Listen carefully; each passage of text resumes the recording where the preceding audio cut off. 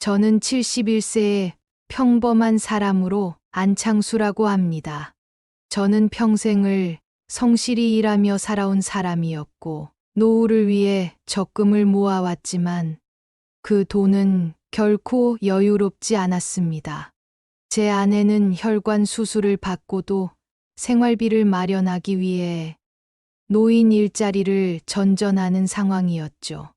그런데 어느 날 오랜만에 만난 친구로부터 한 통의 전화를 받고 지옥이 시작되었습니다. 그 친구가 말하길, 요즘 AI가 암호화폐로 돈을 번다는데 내가 직접 해보니 정말 돈이 되더라니까. 평생 돈 걱정 없이 살 수 있어. 이 말은 제 귀를 사로잡았습니다. 제 마음속엔 노후를 편안히 보내고 싶다는 작은 희망이 피어올랐습니다. 저는 성실하지만 기술에 대해선 문외한입니다. AI나 암호화폐 같은 단어는 생소했지만 돈을 불리고 싶은 욕망이 커지며 불안함을 억누르고 투자에 뛰어들었습니다. 알고 보니 투자업체는 첨단 기술을 빙자한 사기꾼들로, 현란한 용어와 세련된 사무실로 사람들의 의심을 무력화시키는데 능숙했습니다. 저는 사기라는 걸 알기 전에 가족들에게 알리지 않고 노후 자금의 일부를 투자하며 불안감을 느꼈지만, 이 돈이 나중에 몇 배로 불어나면 가족들에게도 큰 도움이 되겠지라는 기대감으로 저의 불안을 잠재웠습니다. 하지만 이 선택이 비극의 씨앗이 되리라는 것을 그때는 알지 못했습니다. 제가 처음 1,000만 원을 투자했을 때 큰 수익은커녕 아무런 결과도 보지 못했습니다. 투자업체는 저에게 더 많은 돈을 요구했습니다. 추가로 3천만 원을 투자하시면 곧 수익이 폭발적으로 증가할 겁니다. 사무실은 첨단 기술로 가득했고, 직원들은 자신만만한 태도로 저를 안심시켰습니다. AI 머신러닝 시스템으로 거래를 분석하고 리스크를 최소화합니다. 이번이 마지막 기회입니다. 저의 불안감은 커졌지만 수익을 얻고 싶은 욕망은 저를 더 깊은 늪으로 빠뜨렸습니다. 저는 3천만 원을 추가로 투자했습니다. 1년이 지나도록 수익은 없었습니다. 오히려 업체는 더 많은 돈을 요구했습니다. 추가로 2,200만 원만 투자하시면 다음 달부터 월 50% 수익을 보장해드리겠습니다. 마지막 희망을 걸며 저는 총 6,200만 원을 투자했고, 결과는 충격적이었습니다. 제가 투자 후 1년이 지나도록 수익은커녕 상황이 나아지지 않자 저는 결국 투자업체에 전화를 걸었습니다. 여보세요. 제가 1년 동안 6천만 원, 아니 지금까지 6,200만 원을 넣었는데 아직도 수익이 안 나오는데 어떻게 된 겁니까? 전화기 너머의 직원은 태연하게 대답했습니다. 아, 고객님, 현재 시장이 변동성이 커서요. 하지만 곧 수익이 나올 겁니다. 조금만 더 기다려주시면. 저는 너무 속이 무너져갈 듯 소리쳤습니다. 기다려. 도대체 내가 얼마나 더 기다려야 하는데 처음엔 월 10%, 나중엔 월 50% 수익 보장한다고 했잖아. 다 거짓말이었어. 그러자 직원이 목소리를 낮추며 은근히 협박하듯 말했습니다. 고객님, 저희가 사기라고 하시면 곤란합니다. 모든 거래는 정식 계약에 따라 진행됐고 고객님 서명도 받았으니까요. 그 이야기에 저는 화를 억누를 수 없었습니다. 서명, 그 계약서가 그렇게 꼼꼼했다면 왜 수익은 한 푼도 못 받았는데 내 돈 다 어디 갔냐고. 직원이 한숨을 쉬며 무책임하게 대답했습니다. 고객님, 투자에는 항상 리스크가 따릅니다. 지금처럼 시장 상황이 좋지 않으면 손해가 날 수도 있고요. 하지만 추가로 자금을 투입하시면 회복될 가능성이 높습니다. 이 말에 저는 분노를 터뜨렸습니다. 추가로 6,200만 원이면 충분하지 않았냐고. 당신들 정말 양심도 없냐? 내 나이에 이 돈이 무슨 의미인지 알기나 해. 하지만 비웃듯 태연하게 말했습니다. 저희는 고객님께 투자 기회를 드린 것뿐입니다. 선택은 고객님의 몫이었죠. 그 순간 저는 사무실로 직접 찾아가기로 결심했습니다. 사무실에 도착하고 아연실색했습니다. 이전에 봤던 세련되고 첨단 기술로 가득했던 모습은 온데간데 없고 직원 몇 명이 서류를 정리하며 사무실을 철수하고 있었습니다. 이게 뭐야? 다들 뭐 하는 거야? 여긴 내 돈을 책임질 회사 아니었어. 직원 중 한 명이 무표정하게 대답했습니다. 아, 고객님, 저희가 잠시 이전 준비 중이라 업무가 좀 지연되고 있습니다. 이전 다 거짓말이지? 내 돈 다 어디 갔냐고. 직원은 짜증 섞인 표정으로 말을 이어갔습니다. 아까 통화하셨던 분이시군요. 고객님, 다시 말씀드리지만 모든 투자에는 리스크가 있습니다. 이미 계약서에도 명시되어 있고 저희는 법적으로 아무 문제가 없습니다. 전화로 했던 이야기만 되풀이할 뿐이었습니다. 법적 문제. 그러면 내가 여기까지 와서 따지는 것도 불법이냐? 내 돈 다 날아가고 당신들은 이렇게 사무실 철수하면서 도망가려는 거지. 제 목소리가 커지자 직원이 다가와 말을 막았습니다. 고객님, 불편하신 마음은 이해합니다만 이곳에서 소란을 피우시면 저희도 법적 대응을 할 수밖에 없습니다. 법적 대응. 내가 이거 넘어갈 거라고 생각하지 마. 끝까지 갈 테니까. 직원들은 안창수 씨를 비웃듯 쳐다봤습니다. 고객님 마음대로 하세요. 저희는 계약대로 진행했으니까요. 그 순간 저는 속으로 되뇌었습니다. 좋아. 법적으로 끝까지 가보자. 내 돈 하나도 포기 안 할 거야. 너희가 나 같은 사람을 속여서 어떻게 먹고 사는지 두고 보자. 아내는 사기를 당한 사실을 알고 더는 참지 못했습니다.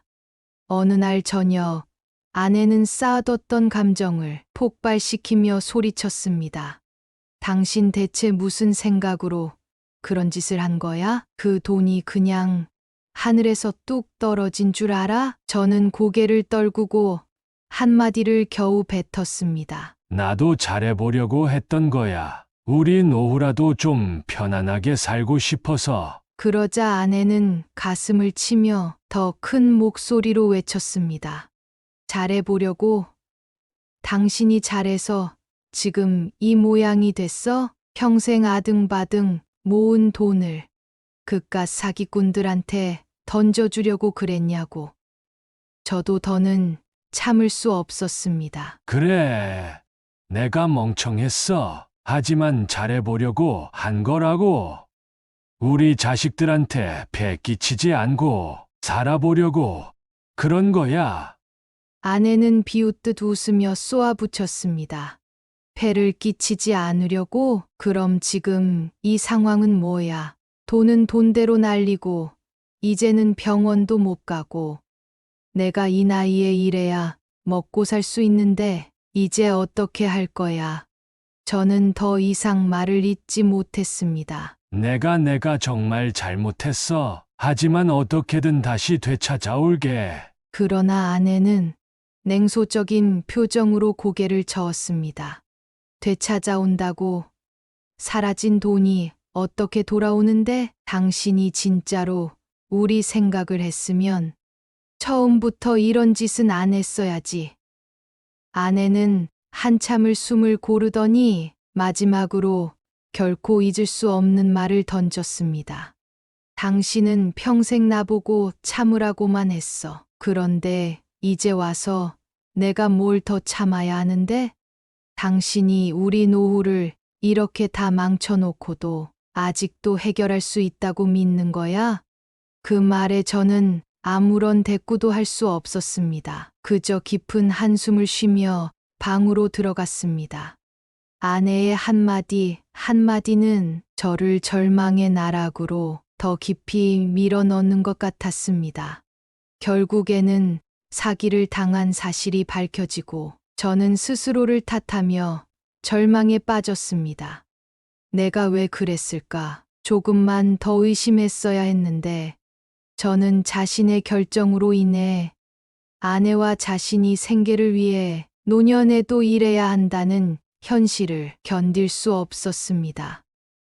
아내는 더는 참을 수 없었습니다. 당신은 우리가 자식들한테 의지하지 않으려고 얼마나 애썼는지 아냐고? 그런데 지금 이 상황에서 우리가 어떻게 살아가냐고. 그 말에 저는 더욱 고개를 떨구었습니다. 하지만 저는 포기하지 않았습니다. 경찰과 법률 지원 단체를 찾아가 도움을 요청하며 사기꾼들의 자금을 추적하기 시작했습니다. 수사가 진행되면서 투자금의 흐름이 드러났고 그들이 치밀하게 설계한 사기 수법이 밝혀졌습니다.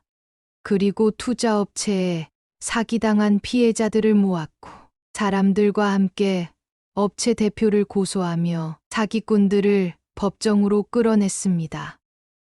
법정에서 사기꾼들의 대표가 증언대에 섰습니다. 저희는 투자 계약에 따라 진행했을 뿐입니다. 손실은 고객의 책임입니다. 그 말에 저는 자리에서 벌떡 일어나 소리쳤습니다. 내가 고객이야. 내가 당신들한테 전 재산을 맡긴 건 당신들이 수익을 보장한다고 떠들었기 때문이야. 당신이 내 나이에 이런 상황이라면 가족한테 뭐라고 설명할 거야? 판사가 조용히 하라는 신호를 보냈지만 제 분노는 멈추지 않았습니다. 여기 있는 사람들이 얼마나 힘들게 돈을 벌었는지 알아? 당신들이 가져간 돈은 내 노후뿐만 아니라 내 존엄성까지 앗아간 거야. 대표는 잠깐 고개를 숙였지만 여전히 뻔뻔한 태도로 변명했습니다. 고객님, 투자엔 리스크가 있다는 걸 알고 시작하신 거 아닙니까? 저는 이를 악물고 마지막으로 외쳤습니다. 리스크라고? 리스크라는 게 네가 사람을 속이고 도망가는 걸 말하는 거냐? 내가 내 돈을 되돌려줄 때까지 난 절대 포기하지 않을 거야. 법정에서 사기꾼들의 치밀한 사기 수법이 낱낱이 밝혀졌습니다. 그들은 피해자들이 기술 용어를 이해하지 못한다는 점을 이용해 신뢰를 쌓았고 서류상으로는 법적 허점을 만들어 피해자들이 문제를 제기하기 어렵게 설계했죠.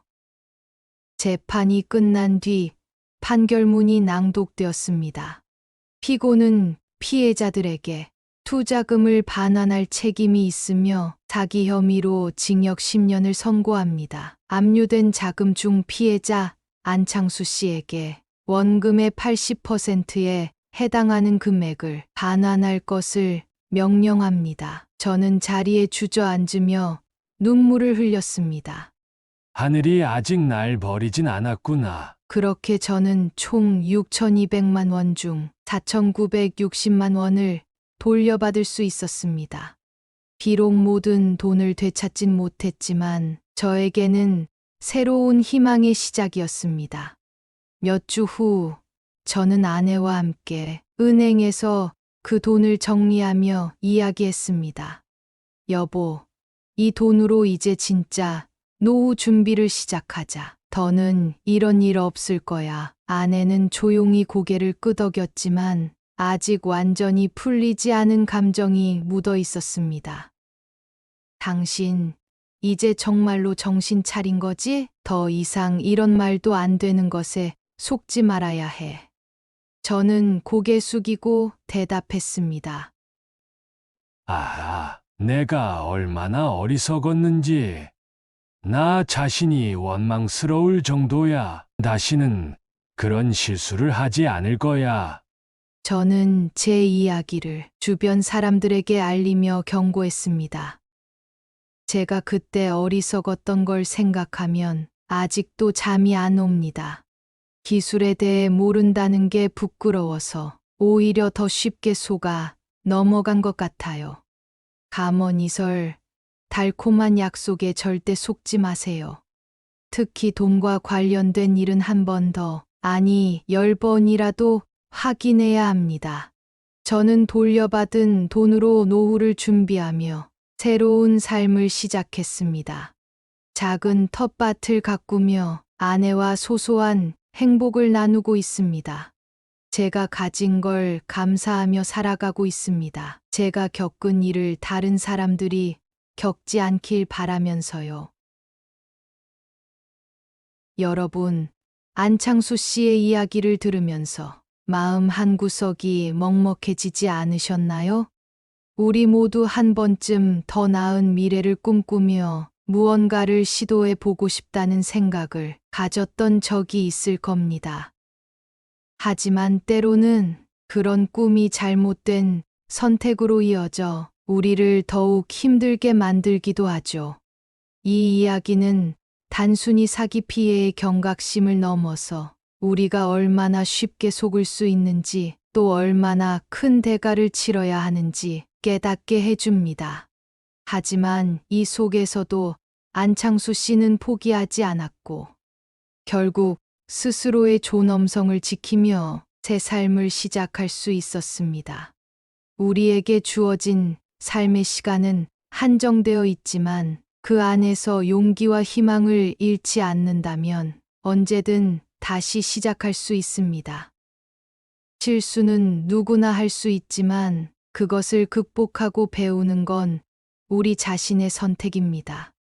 혹시 이 이야기를 들으며 여러분도 비슷한 경험이나 묻어둔 후회가 떠오르지 않으셨나요? 그렇다면 댓글로 여러분의 이야기를 나눠주세요. 함께 공감하며 나누는 것만으로도 마음에 큰 위로가 될 수 있습니다. 그리고 오늘 이야기가 여러분에게 작은 경각심과 위로가 되었다면 좋아요와 구독으로 응원 부탁드립니다. 마음당은 언제나 여러분의 이야기를 함께 들어주는 공간입니다.